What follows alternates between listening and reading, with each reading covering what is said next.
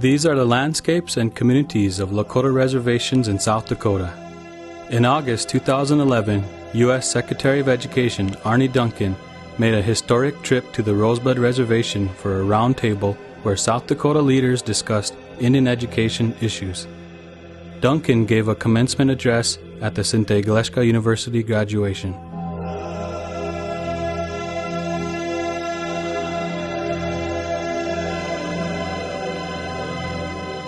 He spent time listening to South Dakotans. South Dakota made an Indian country. These people addressed a matter of obvious importance to them, the state of their schools.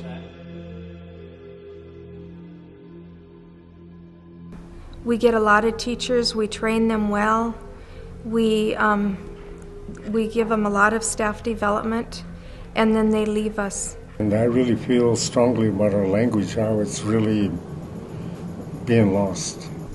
Tribes rightfully can criticize the federal government because the way the federal government prioritizes Indian education is problematic, and the way that at the Department of Interior they deal with rocks and fish and national forests. And under all of that, they have Indian Affairs. And in Indian Affairs, you have gaming and economic development and public safety. And then under that is Indian education. Retaining teachers, retaining Lakota language and culture, making certain that increased investment is guaranteed for Indian country schools. These are three recurring themes when education is discussed in depth here.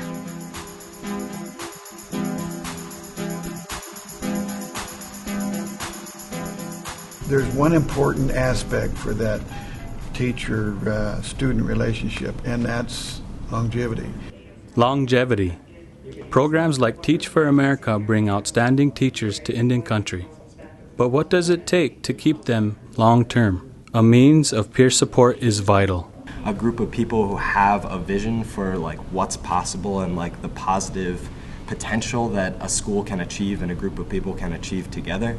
And a group who understands intimately the daily challenges. It is really hard. You go to students' funerals, you see things happen that you just never wanted to see happen. You have students end up in jail all the time. The emotional toll that you add that to how hard it is to learn to teach. We've had teachers that have stressed out. New teachers coming right out of college that were not prepared for the actual teaching under No Child Left Behind. Along with peer support are other ideas for building communities of teachers who stay. Why don't we start attracting teachers that have 15 to 20 years experience in the teaching arena? And what you do is say, if you commit yourself to at least 5 years in a rural or Indian school setting, we'll take your retirement or your IRA and we'll make it federal and state tax-free, making these schools destinations and not just stopovers. Most ideas, though, involve developing teachers who already have Indian country roots. Local tribal universities built in recent decades make that more and more achievable. What's really important for us to do is to do what we can to try to build from within, train teachers who are from those areas so that they understand the culture, they understand the language, they understand what's important for those students. When outsiders interpret reservation life, it's easy for them to find high-achieving students. I've never done drugs. I've never drank. And I want to go out in the world and see what it is. And it is precisely here that outsiders typically steer the story wrong, assuming that once a high-achieving young person sees the rest of the world, he or she will never return to the reservation. In fact, many are motivated to come back home and make a difference, Grace among them. I would like to teach art. And most kids like to express themselves. That's just kind of how it's always been around here. You see kids drawing or graffiti or something. If her teaching plans come to fruition, she'll understand her students well. I mean, there are a handful of students that are actually really good at academics. But then the other half is in the darkness still. For teachers who stay, the real payoff is watching their students grow as they broaden their experiences and see fresh opportunities. Lack of other experiences other than, going to winter or Valentine. That's our 30-mile radius from us.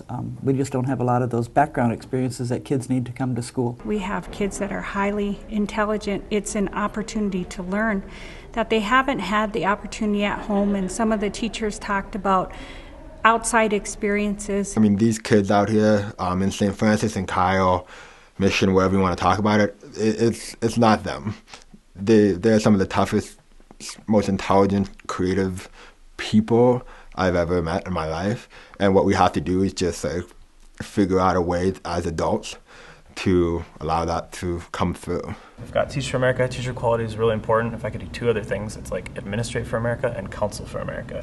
You put those three things together, you're all on the same page, you have a vision, like you have a transformative school in a setting like this.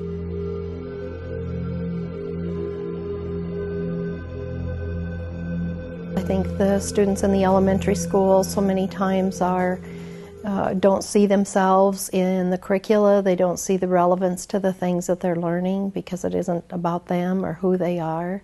I think that carries itself through to the high schools, and there a whole different set of problems occur. Many are young parents and again don't find education to be relevant.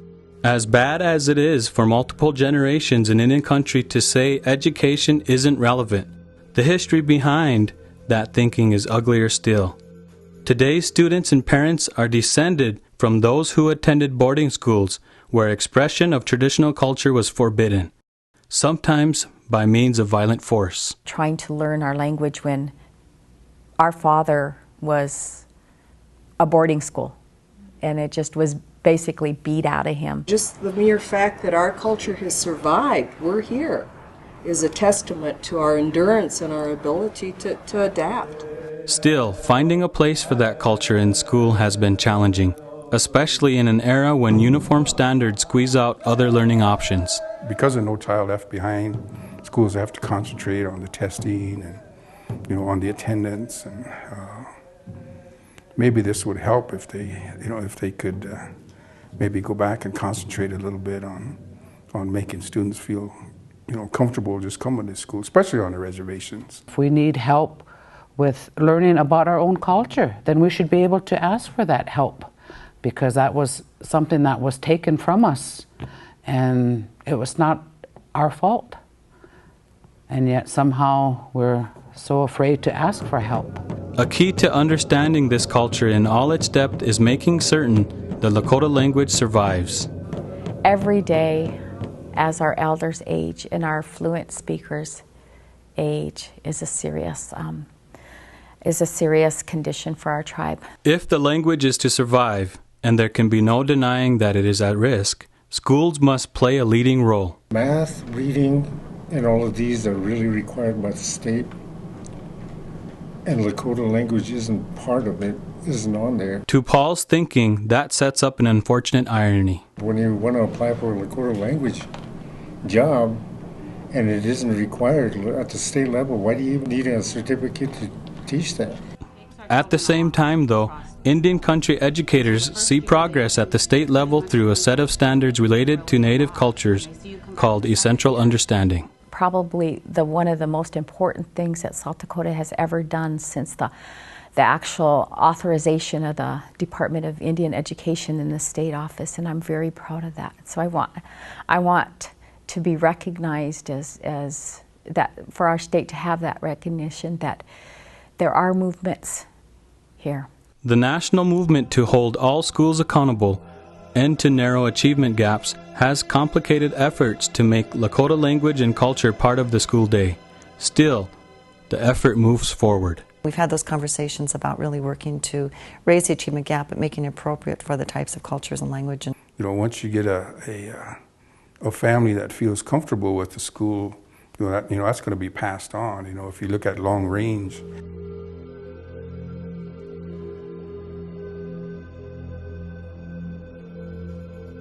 Just a glance at many reservation schools reveals the need for increased investment. Underfunded schools contribute to a debilitating sense of overpowering poverty. Anytime you're going to find a level of high poverty, you're going to find the types of problems that we have here. There are In every community, even the most affluent ones, you're going to have the same social issues, but poverty is a multiplier.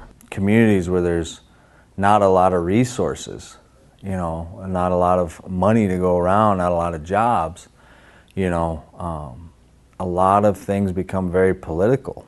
And so, you know, just like in all communities, you know, school environments become that bridge to other political places.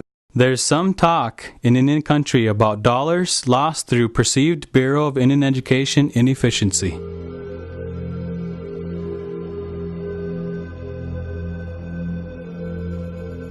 Further, there's frustration that Bureau of Indian Education funding has come with strings attached. I feel the Bureau of Indian Affairs, and I know this is due to accountability, regs, rules, blah, blah, blah, but I still think they're over extreme in their mini management. We talk of grant schools, you talk of contract, you talk of self-determination. That's the reason the tribes went grant or contract with their schools, because they want self-determination.